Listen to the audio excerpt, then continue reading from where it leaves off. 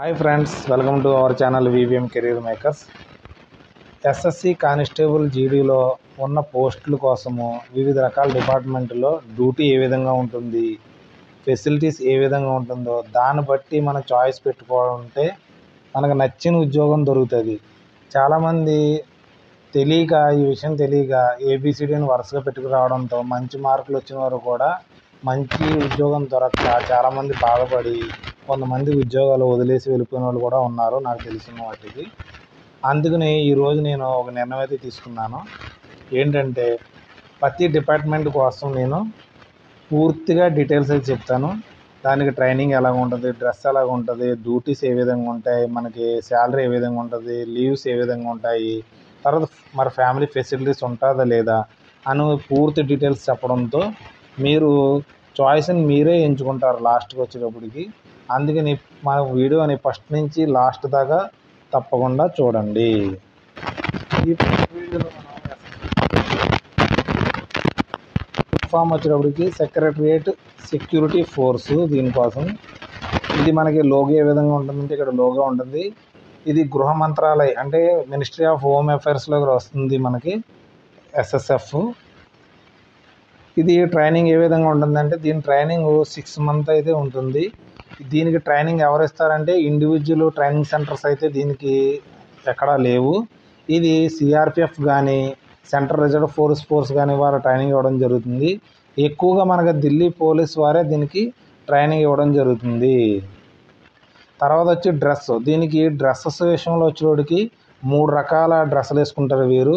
కాకి డ్రెస్ వేసుకుంటారు, తర్వాత సఫారీ షూట్ వేసుకుంటారు. కాకి డ్రెస్సు డైలీ డ్యూటీకి వేసుకుంటారు. సఫారీ డ్రెస్సు మనకి ఎవరైనా విఐపీలతో ఉన్నప్పుడు సఫారీ షూట్ వేసుకుని వెళ్తూ ఉంటారు. Blazer with pant shirt only దీనికి వింటర్ సీజన్లో వేసుకోవడం జరుగుతుంది. ఎందుకంటే చలికి కోసం దీన్ని వింటర్ సీజన్లో వేసుకోవడం జరుగుతుంది. మనకి ముఖ్యంగా డ్యూటీస్ వచ్చేవాడికి 3 రకాల షిఫ్ట్లు అయితే ఉంటుంది. ఉదయం మనకి 7 గంటల నుంచి మధ్యాహ్నం 1 గంట దాకా ఒక ఫస్ట్ షిఫ్ట్ ఉంటుంది.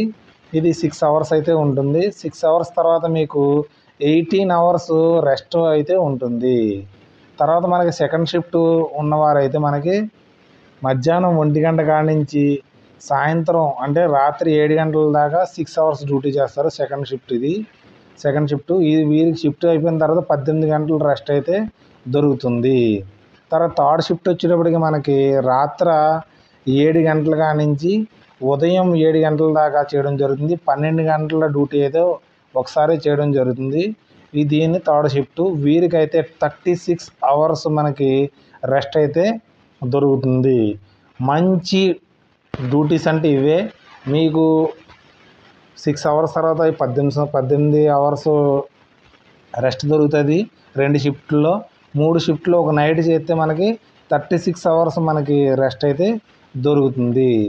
ఇంకో షిఫ్ట్ ఒకటి ఉంటుంది, జనరల్ షిఫ్ట్. ఇదంటే ఆఫీసులో ఉద్యోగం ఉంటుంది. చాలామంది ఆఫీసులో కూడా ఉద్యోగం ఉంటుంది కదా, అంటే మీ పే కోసము మీకు ఏరియర్స్ ఎలా రావాలి అని ఆఫీసులో పనిచేస్తూ ఉంటారు. వారు ఉదయం 9 గంటలకు ఆఫీస్కి వెళ్తారు. సాయంత్రం మనకి 5 గంటల దాకా ఆఫీస్ అయితే రన్ అవుతుంది. మధ్యాహ్నం లంచ్ బ్రేక్ వచ్చి 1 గంట అయితే ఉంటుంది. వీరికి డైలీ అయితే ఉంటుంది. వీరికి రెస్ట్ అనేది ఏమీ ఉండదు. ఓన్లీ సాటర్డే సండే మనకి ఆఫ్ అయితే వీరికి ఉంటుంది. ఎక్కువ ఇది లేడీస్కి ఇవ్వడం జరుగుతుంది. ఉమెన్స్కి ఈ షిఫ్ట్ అయితే వారికి కేటాయించడం జరుగుతుంది ఆఫీసుల్లో. తర్వాత మనకి శాలరీ విషయం వచ్చేటప్పటికి శాలరీ అయితే అందరికీ ఒకటే. బేసిక్ పే వచ్చేటప్పటికి సిఏపిఎఫ్కి అందరికీ ఒకటే 27,000. టీఏలు డిఏలు అన్నీ కలుపుకుని మనకి ఒక 50,000 దాకా శాలరీ అయితే రావడం జరుగుతుంది. దీంట్లో లీవ్స్ అయితే మనకి వీరికి అన్ని ఫోర్సెస్లో కన్నా దీనికి 6 months లీవ్ అయితే ఉంటుంది. 6 months లీవ్ ఎలా ఉంటుందంటే నేను ఎక్స్ప్లెనేషన్ చేస్తున్నాను మీకు. 30 రోజులు వచ్చి ఎర్న్ లీవ్ ఉంటుంది, ఈఎల్ ఉంటుంది. 8 రోజులు వచ్చి సిఎల్ ఇవ్వడం అయితే జరుగుతుంది మీకు. దాంతో ఫలంగా ఆర్హెచ్లు మీకు 2 దొరుకుతాయి. తర్వాత జీహెచ్లు వచ్చి మనకి 17 జీహెచ్లు ఉంటాయి సంవత్సరానికి వచ్చి. తర్వాత సాటర్డే సండే ఆఫ్ ఉంటాయి. మొత్తం 104 సాటర్డే సండేలు కలిపి 104 సెలవులు అయితే ఉంటాయి మనకి. మీరు చెప్పుకోవాలంటే మీకు సోమవారం నుంచి ఫ్రైడే వరకు అయితే ఆఫీస్ అయితే ఉంటుంది.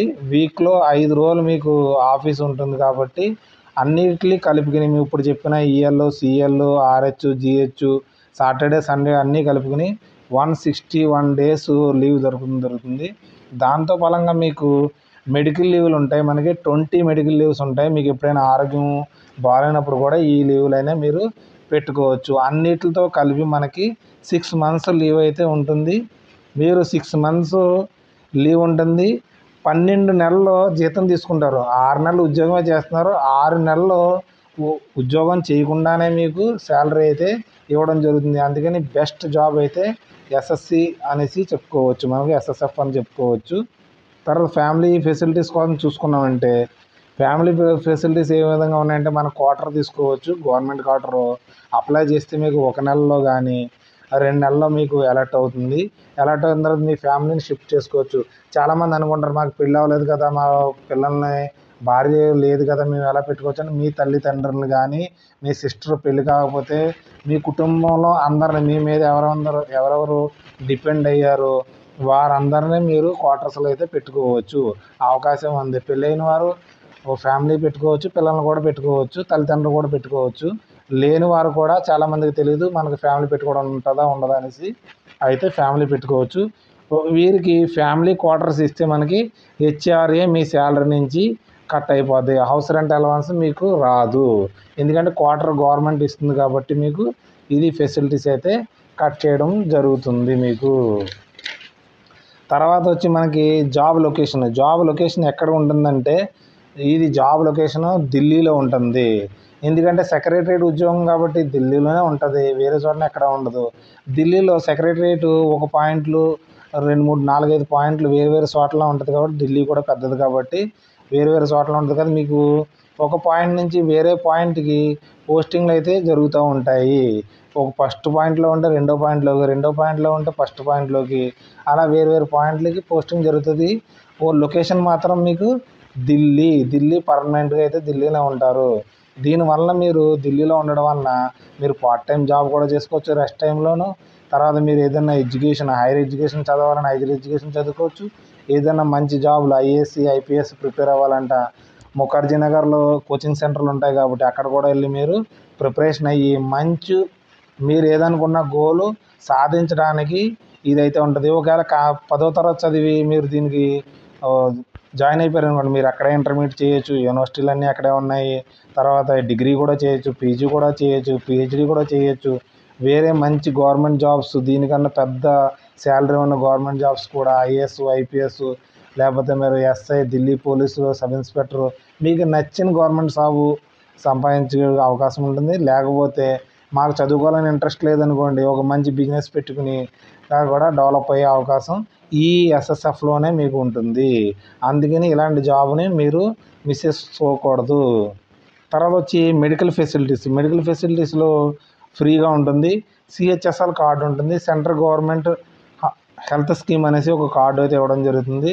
ఇది మీకు సెల్ఫ్కి మీకు డిపెండెంట్స్ అంటే మీ అమ్మగారు, నాన్నగారు, తర్వాత మీ మ్యారేజ్ అవుతే పిల్లలు, మీ భార్యకి అన్నీ మెడికల్ ఫ్రీ ఆఫ్ కాస్ట్లో మీకు ట్రీట్మెంట్ అయితే జరుగుతుంది. ఇప్పుడు కొత్తగా ఆయుష్మాన్ కార్డు కూడా ఇంట్రడ్యూస్ చేయడం జరిగింది సెంట్రల్ గవర్నమెంట్. ఇది కూడా మనకి ఫ్రీ ఆఫ్ కాస్ట్లో మీకు ఉంటుంది. మంచి ఫెసిలిటీస్ మీ తల్లిదండ్రులకి ఒకవేళ పెద్ద వయసు వచ్చేటప్పటికి ఏదన్నా కొన్ని ఉంటాయి కదా, డయాబెటీస్ అని అవి ఉంటాయి కదా, మెడికల్ ప్రాబ్లమ్స్ ఉంటాయి కాబట్టి వాళ్ళు ఎయిమ్స్ అనేసి పెద్ద హాస్పిటల్లో ఢిల్లీలో మంచి హాస్పిటల్ ఉంటాయి కాబట్టి అలాంటి హాస్పిటల్లో కూడా ట్రీట్మెంట్ చేసుకోవడానికి అవకాశం అయితే ఉంటుంది.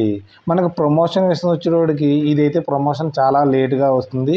ఒక కానిస్టేబుల్ నుంచి మాకు హెడ్ కానిస్టేబుల్ అవడానికి 25 సంవత్సరాల నుంచి 30 సంవత్సరాల వరకు టైం పట్టే అవకాశం ఉంటుంది.